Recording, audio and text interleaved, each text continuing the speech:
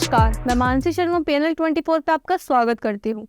आज मैं आपको एक ऐसी सच्ची घटना से रूबरू कराऊंगी जिसे सुनने के बाद आपके होश उड़ जाएंगे। ये घटना है कानपुर में रहने वाली वर्षा की। वर्षा ने हाल फिलहाल में एक स्कूल में एडमिशन लिया था। वहीं उसी सेम क्लास में एक दूसरी वर्षा ने भी एडमिशन लिया था। ये वर्षा का पहला दिन था। पहले ही दिन वर्षा ने अपने स्कूल में जाकर फांसी लगा ली। ये बात वहाँ के प्रिंसिपल को पता चली तो बदनामी के डर से प्रिंसिपल ने वर्षा की डेड बॉडी स्टोर रूम के एक वेस्ट टैंक में डाल दी। घर ना पहुंचने की वजह से वर्षा के घर वालों को उसकी फिक्र हुई तो उन्होंने स्कूल में फोन करके पता करा। स्कूल वालों ने साफ मना कर दिया कि वर्षा तो स्कूल आई ही नहीं। तो वर्षा के घर वालों ने पुलिस कंप्लेन कर दी। पुलिस पूछताछ के लिए स्कूल पहुंची तो पता चला कि वर्षा तो स्कूल आई ही नहीं थी। तो पुलिस इंस्पेक्टर ने प्रिंसिपल से अटेंडेंस रजिस्टर मंगवाया, जिसमें वर्षा की प्रेजेंट देखकर पुलिस इंस्पेक्टर ने उनसे सवाल किया तो उन्होंने उसी क्लास की दूसरी वर्षा को लाकर खड़ा कर दिया और कहा जिस वर्षा की आप बात कर रहे हैं वो ये वर्षा नहीं है। और पुलिस वालों ने प्रिंसिपल की बात पर यकीन कर लिया। लेकिन वर्षा को समझ नहीं आया कि स्कूल वालों ने झूठ क्यों बोला। वर्षा समझ चुकी थी कि दूसरी वर्षा के गायब होने में कहीं ना कहीं स्कूल वालों का हाथ तो जरूर है। तो वर्षा ने स्कूल के प्रिंसिपल को स्टॉक करना चालू कर दिया। देखते ही देखते 1 महीना निकल गया, लेकिन वर्षा को कुछ नहीं मिला।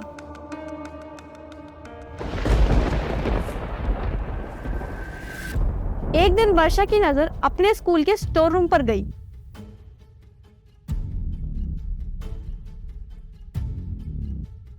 तो वर्षा ने पूछताछ की तो पता चला कि वो स्टोर रूम तो 1 महीने से बंद है।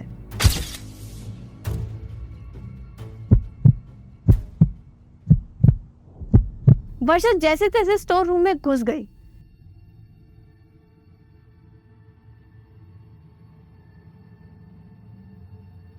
स्टोर रूम में घुसने के बाद उसने छानबीन करी, लेकिन उसको कुछ नहीं मिला।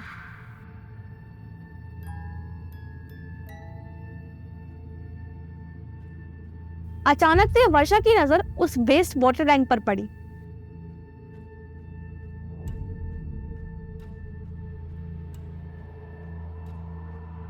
वर्षा जैसे जैसे उसके करीब आ रही थी, वर्षा को डर लग रहा था। वर्षा को ऐसा महसूस हो रहा था कि उसके आसपास कोई ना कोई बुरी शक्ति तो जरूर है। वर्षा बिल्कुल सहम चुकी थी। टैंक के ऊपर बुरी तरीके से मिट्टी जमा थी, तो वर्षा ने अपना रुमाल निकाला और उस मिट्टी को साफ करा। वर्षा ने जैसे ही उस टैंक को खोला, वर्षा के होश उड़ गए और वर्षा बेहोश हो गई। और जब वर्षा की आंख खुली तो वो बुरी तरीके से पसीने में लथपथ अपने क्लासरूम में सो रही थी।